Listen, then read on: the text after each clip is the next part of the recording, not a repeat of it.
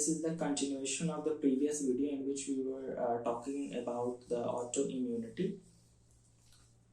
We already talked about central tolerance, how it is developed, thymus for T cell, bone marrow for B cell. Thymus, the T cell having two ways, the one is deletion, one is getting converted to T regulatory cell. For B cell, that is, this is deletion and getting into receptor editing. This is what we already studied in the previous video. अगर नहीं देखे हैं तो जाके देख लीजिए.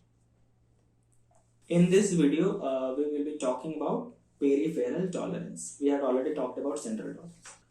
The peripheral tolerance will develop in the peripheral lymphoid organs. That's why it is called also peripheral tolerance. Now just try to think that अगर central like thymus में bone marrow में we have tried to develop tolerance, then why we are talking about peripheral tolerance? Because in the previous video, if you will see precisely, I said कि this protein AIRE is responsible for the representation of most of the self antigen but not all self antigen. उसके कारण कुछ ऐसा T cell B cell leak करेगा जो कि self antigen से react कर सकता है. And that will be taken care by the peripheral tolerance. In the Robbins, it is written that the central tolerance is not completely reliable due to this reason. Completely reliable नहीं है, peripheral tolerance का जरूरत पड़ता है, ठीक है. This video is going to be big because और ये थोड़ा complicated भी होने वाला है because we will be talking about a lot of receptors. We will be talking about how the signal is generated in the T cell. In order to understand energy and apoptosis, I have grouped it into two things. For T cell, it is energy and apoptosis. See in the figure where it is energy and apoptosis. But in order to understand this, we have to see the T cell receptor. It is a really complicated figure, and in order to understand this topic, now you have to just understand each and everything that is here. This is a T cell receptor, and this is the alpha unit of the T cell receptor, and this is the beta unit of the T cell receptor. These are joined to each other by the disulfide bridges. This is the antigen binding site that shows variation so that different type of peptides can bind to it. This is actually the MHC protein. The MHC protein that is present on the antigen presenting cell APC, antigen presenting cell पे है.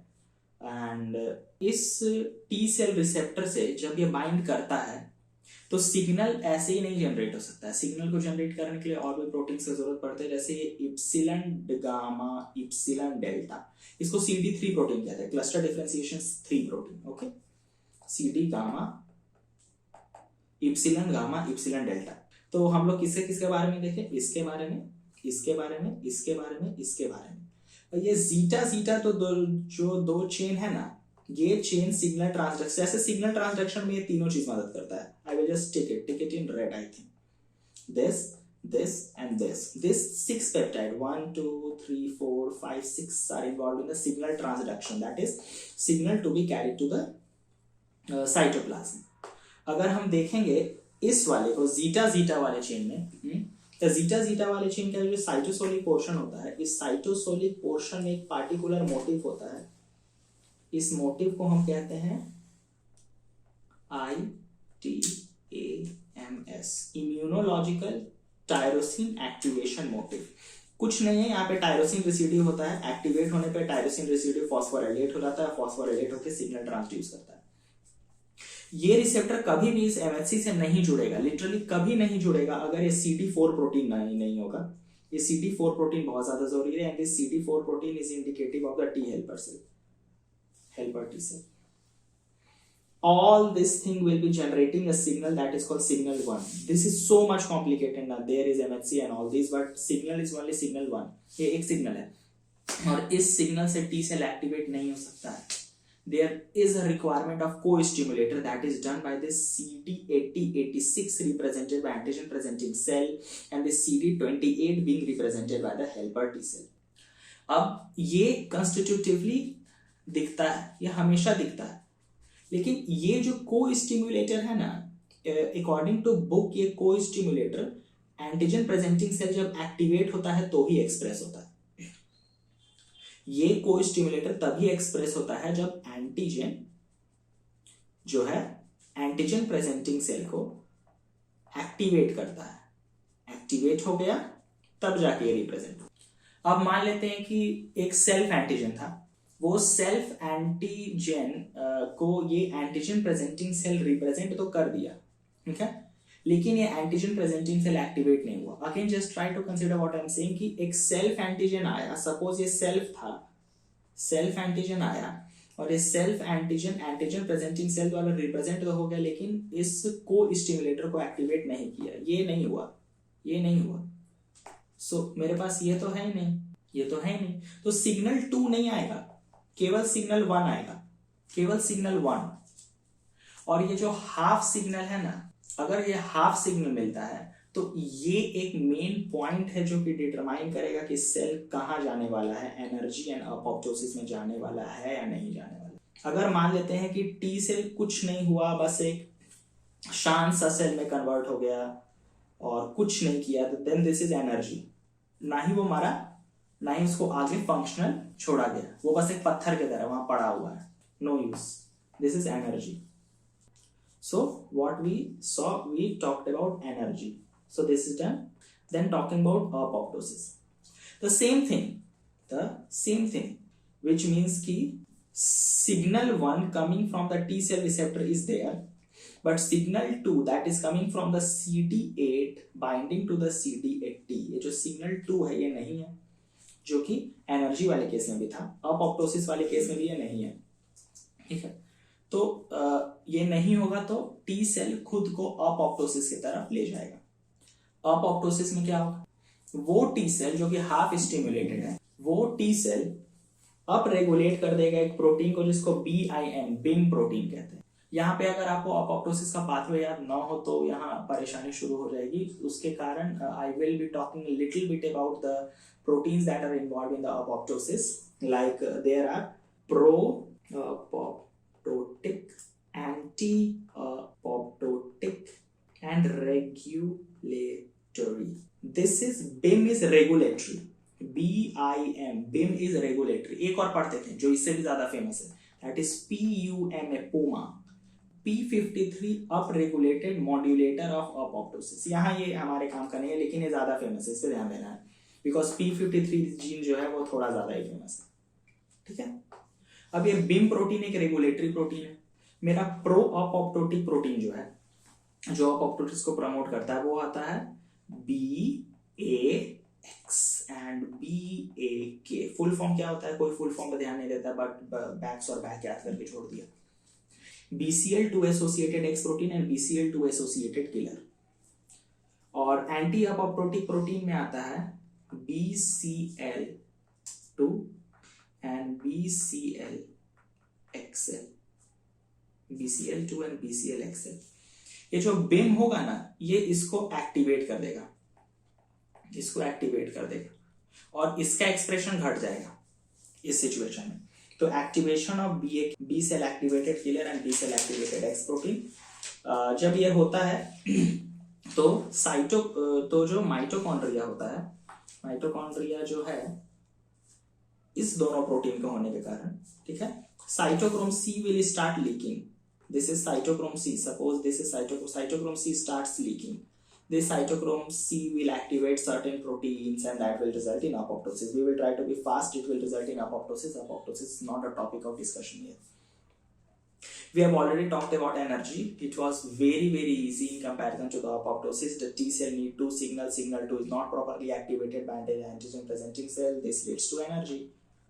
So actually we are done with one thing, this thing, the energy and apoptosis. Now हम role देखेंगे regulatory T cell का। Regulatory T cell के बारे में हम सारे लोग जानते हैं, let me clean this. Regulatory T cell के बारे में हम ये जानते हैं कि ये इम्यून रिस्पॉन्स को सप्रेस करने में मदद करता है।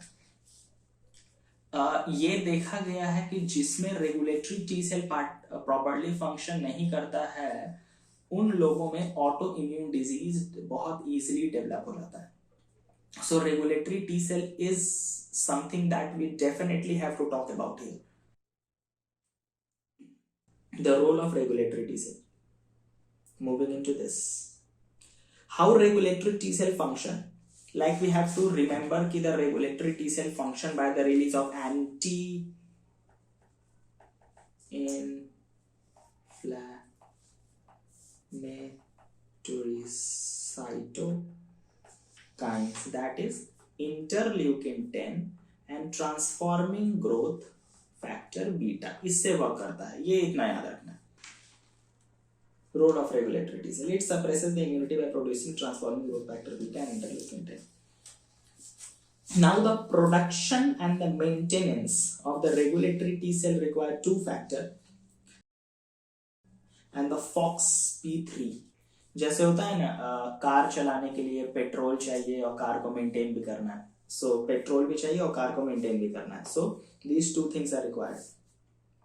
What is CD53? We cannot just say कि it is CD53 plus cluster differentiation है.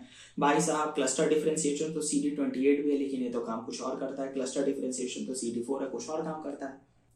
तो इस क्लस्टर डिफरेंशिएशन के बारे में भी बोलना पड़ेगा कि आखिर है क्या. This is actually the alpha chain of interleukin 2 and FOXP3 is a protein that belongs to the fork head box. CD25, you just have to remember these proteins because there is a lot more thing that is important that we have to remember. So just try to just remember these protein. Alpha chain of interleukin 2 called CD25 and FOXP3.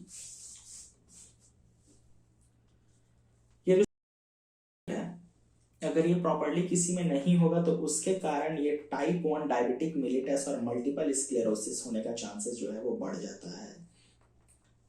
अगर किसी में ये CD25 deficient होता है तो ऐसा situation में type 1 diabetic मिलिटस और ये मल्टीपल स्क्लेरोसिस का चांसेस बढ़ जाता है. सिंपल सा चीज है, CD25 कम है, ऐसा सिचुएशन में क्या होगा कि T regulatory cell properly function नहीं करेंगे. अगर T regulatory cell properly function नहीं करते हैं तो ऑटोइम्यून डिजीज तो डेवलप होगा एंड इट इज सेड कि CD25 के डिफिशियंसी से type 1 diabetic mellitus and multiple sclerosis का चांसेस बढ़ जाएगा. Actually some of this protein we will be talking again in one of the coming videos, so you have to remember this proteins. CD25 protein, this protein and this AIRE protein. These proteins will be talked again, so if you're not getting this, don't worry, we will be repeating it again. Now एक special topic है जिसको कि देखना जरूरी है. जैसे कि हम यहाँ पे देख रहे हैं, यहाँ पे we are actually seeing only those receptor and those co-receptors that are only responsible for the T cell activation.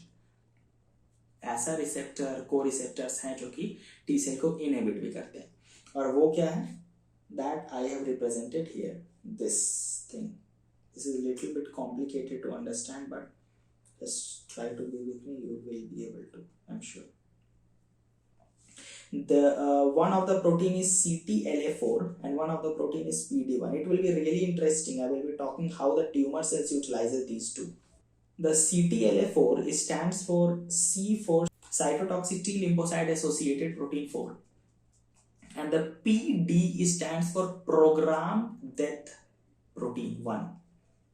The CTLA4 will bind to the same CD80-86 in the antigen presenting cell. इसी से जुड़ता है.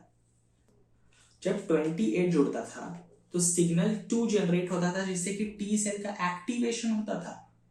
लेकिन अगर यही CD88-86 से ये नहीं जुड़कर CTLA4 जुड़ेगा तो वहां टी सेल सप्रेस हो जाएगा. See this thing, here we have CTLA4, CD80-86 तो सेम है, here also CD80-86 तो सेम है, लेकिन यहाँ CD28 से बाइंड करके एक्टिवेट करा था पुटिंग अ पॉजिटिव साइन, और यहाँ CTLA4 को बाइंड करके इनहिबिट करा था पुटिंग अ नेगेटिव साइन. यहाँ पे देख सकते हैं like in this figure CD28 है तो ये वाला सेल तो एक्टिवेट हो जाएगा, ये एक्टिवेट कर रहा होगा. सेम चीज है, this thing is exactly the same, see this thing is exactly same, but ये अलग है. So these receptors are also responsible for suppressing the activity of the T cell. दूसरा टाइप का जो रिसेप्टर है वो ये एंटीजन प्रेजेंटिंग सेल पे होता है। दूसरा टाइप का रिसेप्टर है PD1, इस फोटो में तो नहीं है लेकिन it is similar to this, मतलब इस वाले पे PD1 आ जाएगा, इस वाले की जगह PD1 आ जाएगा, और इस सेल पे PD1 का लाइगैंड आ जाएगा। Let me draw two make it clear. यहाँ पे PD1 आ जाएगा और यहाँ पे क्या आ जाएगा, ये PD1L आ जाएगा, PD1 का लाइगैंड आ जाएगा और ये इससे बाइंड करेगा, काम वही करेगा, दैट इज T सेल जो होगा इनहिबिट हो जाएगा। So these are the two regulatory proteins जो कि T सेल को सप्रेस करने में मदद करता है। अब एक ट्यूमर सेल इसको कैसे यूटिलाइज करेगा, इस चीज को एक ट्यूमर सेल किस प्रकार से यूटिलाइज कर सकता है? अगर हम सोचें तो एक ट्यूमर सेल कभी नहीं चाहेगा कि इम्यून सिस्टम उस पर अटैक करने लग जाए। The tumor cell will actually take the advantage of this CTLA4. The tumor cell will actually take the advantage of this CTLA4 in order to evade the immune response. Immune response से बचने के लिए CTLA4 का इस्तेमाल करेगा। तो cancer cells तो smart निकला, लेकिन हमारे जितना स्मार्ट तो है नहीं। हम लोग तो एंटीबॉडीज बना देते हैं किसी भी चीज के खिलाफ, तो बना देते हैं भाई CTLA4 के खिलाफ, CTLA4 के खिलाफ एंटीबॉडी बना दी, ये एक एंटीबॉडी बना दे CTLA4 के खिलाफ।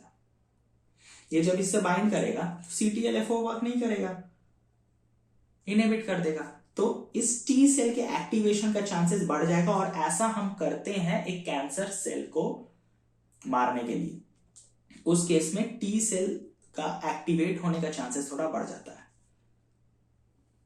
This thing is little bit complicated but it is really important to understand. एक और चीज है, like there was an experiment in which in a mouse this CTLA4 was knocked out, this CTLA4 was removed and there was increased susceptibility to the autoimmune diseases। क्योंकि अगर ये CTLA4 उस चूहे में नहीं होगा तो T सेल का एक्टिवेशन बढ़ चुका होगा, तो ऑटो इम्यूनिटी के चांसेस बढ़ जाता है। So let us take this also, we will be talking about this in the next video. So in the next video we will be looking at the mechanism by which the autoimmunity develop, and in that we will be looking at AIRE, we will be looking at CTLA4, we will be looking at CD25 and FOXP3. So you should go with these topics thoroughly so that you will be able to understand the next video, and thank you.